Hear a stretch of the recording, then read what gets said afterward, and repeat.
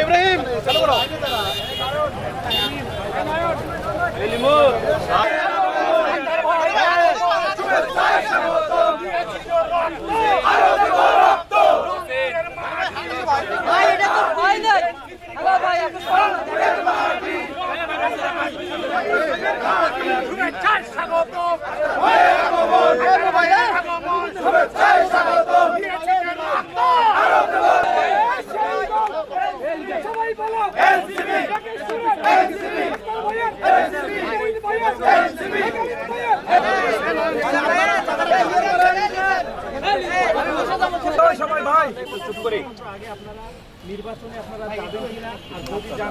সেই যাত্রায় জাতীয় নাগরিক পার্টি এনসিপি জাতীয় ঐক্যমত্য কমিশনের সভাগুলোতে আমরা অংশগ্রহণ করেছি এবং আমাদের চেষ্টার জায়গা থেকে অন্য অনেকগুলো দল যারা সংস্কারের অনেকগুলো প্রস্তাবনার সঙ্গে একমত ছিলেন না, সেরকম প্রস্তাবনাগুলোর সঙ্গে আমরা তাদেরকে একমত করার ব্যাপারে আমরা জোরালো প্রচেষ্টা নিয়েছি এবং আমরা সেই সব দলকে ধন্যবাদ জানাই যারা ঐক্যমত্য কমিশনে সংস্কার প্রস্তাবনাগুলোর সঙ্গে একমত হয়েছেন।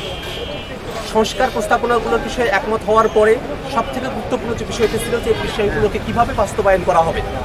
আমরা আইনগত ভিত্তি দিয়ে জুলাই সনদকে কার্যকর করার আমরা দাবি জানিয়ে এসেছি এবং ঐক্যমত্য কমিশনের আলোচনার মধ্য দিয়ে রাজনৈতিক দলগুলো একমত হয়েছে যে জুলাই সনদকে একটি আইনি ভিত্তি দেওয়া হবে। একটি আদেশের মধ্য দিয়ে জুলাই সনদকে কার্যকর করতে গণভোট অনুষ্ঠিত হবে এবং তারপরে পরবর্তীতে নির্বাচিত প্রতিনিধিরা তার একই সাথে সংসদ সদস্য এবং একই সাথে তারা সংবিধান সংস্কার পরিষদের গাঠনিক ক্ষমতা প্রাপ্ত হয়ে সংবিধানের মধ্যে যে বিষয়গুলোতে মৌলিক পরিবর্তনের জায়গাগুলো ছিল সেগুলোকে তারা অন্তর্ভুক্ত করবেন। এই রকম যখন ডিসিশন জায়গাটা এসেছে, এই দূর পর্যন্ত পথ অগ্রসর হতে জাতীয় নাগরিক পার্টি এনসিপিকে অনেক কষ্ট করতে হয়েছে। আমাদের সঙ্গে অনেকগুলো রাজনৈতিক দল শুরুতেই একমত ছিলেন, তাদেরকে আমরা ধন্যবাদ জানাই। যারা শেষে এসে একমত হয়েছেন তাদেরকেও আমরা ধন্যবাদ জানাই এবং একই সাথে সরকারের কাছে আমরা উদাত্ত আহ্বান রাখি রাজনৈতিক দলগুলোর যে আকাঙ্ক্ষার জায়গা থেকে বাংলাদেশের মানুষের প্রত্যাশাকে পূরণের জন্য গণতান্ত্রিক বাংলাদেশ বিনির্মাণে, জবাবদিহিতাপূর্ণ বাংলাদেশ বিনির্মাণে যে প্রস্তাবনাগুলোর সঙ্গে একমত হয়েছে সেই প্রস্তাবনাগুলোর জন্য অতি সত্বর বাংলাদেশে কার্যকর করা হয় এবং জুলাই ঘোষণাপত্রের মতো করে জুলাই সনদের সময়টাতে সরকার যেন কোনো দলের দিকে ঝুঁকে না যায় সে আহ্বানটা আমরা সরকারের কাছে রাখতে চাই। একই সাথে আপনারা সকলে জানেন যে বাংলাদেশে দীর্ঘ সময় ধরে যে ফেসিবাদ কায়েম হয়েছিল, এই ফেসিবাদ কায়েমের পিছনে সবথেকে বড় ঘৃণ্য যে রূপটা আমরা দেখেছি সেটা হলো গুমের মতো ঘটনাগুলো।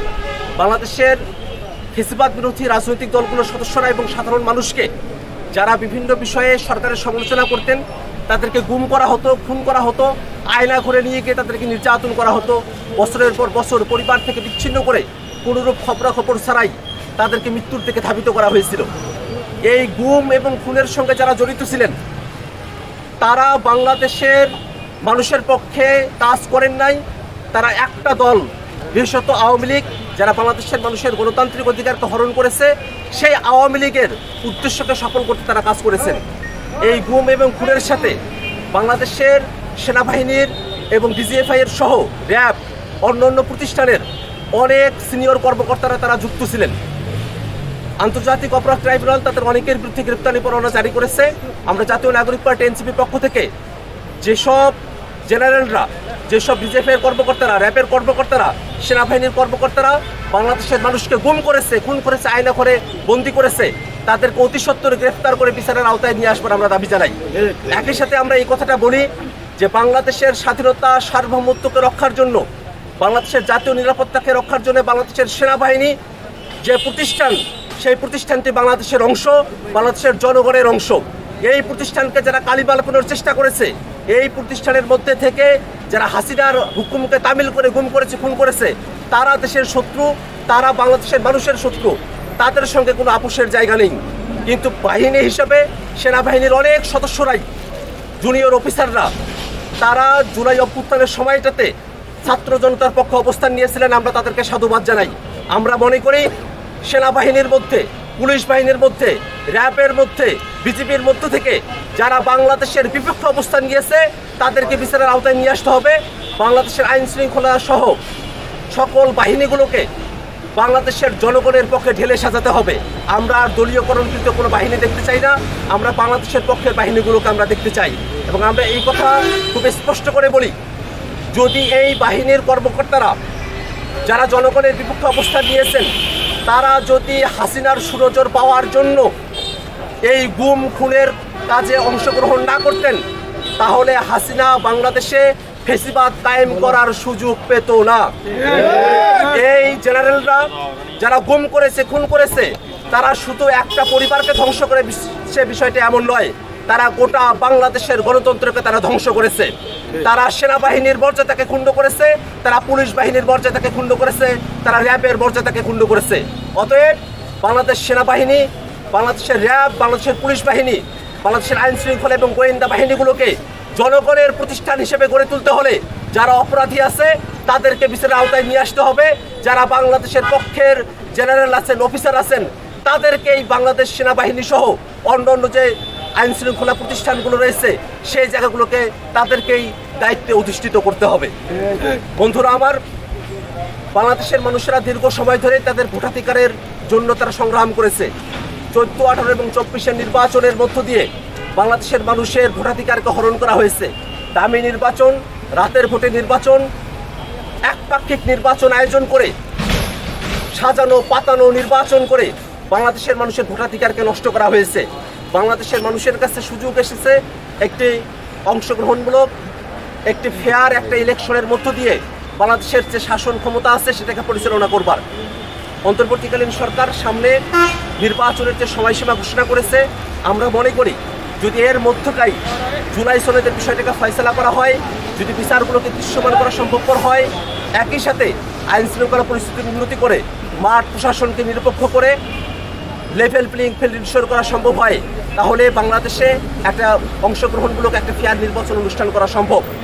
আর যদি মাঠ প্রশাসনকে নিরপেক্ষ করা না যায়, যদি বিচার এবং সংস্কারকে দৃশ্যমান করা না হয়, তাহলে নির্বাচনের মহোৎসব আমাদের পক্ষে অর্জন করা সম্ভব হবে না। এই কারণে আমরা অন্তর্বর্তীকালীন সরকারের কাছে আহ্বান জানাই, আপনারা নির্বাচনের প্রস্তুতি গ্রহণ করছেন, কিন্তু সে প্রস্তুতি যেন অবশ্যই ফেসিবাদ বিরোধী সকল দলের কাছে গ্রহণযোগ্য হয়, বাংলাদেশের জনগণের কাছে গ্রহণযোগ্য হয়, সে ব্যাপারে সর্বাত্মক ভূমিকা আপনাদেরকে পালন করতে হবে। অন্তর্বর্তীকালীন সরকার গণঅভ্যুত্থানের মধ্য দিয়ে কিছু দায়িত্বপ্রাপ্ত হয়েছে। সংস্কারকে সঠিকভাবে বাস্তবায়ন করা, বিচারকে একটা দৃশ্যমান পর্যায়ে পর্যন্ত উন্নীত করা এবং সত্যিকারের একটা গ্রহণযোগ্য নির্বাচনের মধ্য দিয়ে ক্ষমতা হস্তান্তর করা। কিন্তু উপদেষ্টা পরিষদের দীর্ঘ সময়ের কার্যকলাপ দেখে মনে হয় যে তারা শুধুমাত্র ক্ষমতা হস্তান্তর করতে যেতে পারলেই তারা বেঁচে যাবে। যেন তেনভাবে ক্ষমতা হস্তান্তর করে সেফ এক্সিট নেওয়ার তাদের যে মানসিকতা, সেই জায়গাটাতে পরিবর্তন যাতে আসে, যাতে করে জনগণ তাদেরকে যে দায়িত্বের জন্য সেখানে অধিষ্ঠিত করেছেন, সেই দায়িত্বে কোনো ধরনের ফাঁকিবাজি তৈরি না হয়, সেই দায়িত্বটাকে তারা পুঙ্খানুপুঙ্খভাবে পালন করেন এবং এই দায়িত্বগুলো থেকে পলায়নকর মানসিকতা, সেফ এক্সিট নিয়ে তারা শুধু ক্ষমতা হস্তান্তর করে দিয়ে তারা বেঁচে যাবেন, ব্যাপারটা এমন নয়। আমরা মনে করি শুধু ক্ষমতা যেন তেনভাবে ক্ষমতা হস্তান্তর করার মধ্য দিয়ে উপদেষ্টারা যারা এই সরকার গঠন করেছেন তাদের দায়মুক্তি সম্ভব নয়। অবশ্যই বাংলাদেশের জনগণের পক্ষে গণঅভ্যুত্থানের মধ্য দিয়ে তারা যে ম্যান্ডেট প্রাপ্ত হয়েছেন সেই সব কিছুকে পুঙ্খানুপুঙ্খভাবে বাস্তবায়ন করার মধ্য দিয়েই তারা তাদের সেফ এক্সিট পেতে পারেন।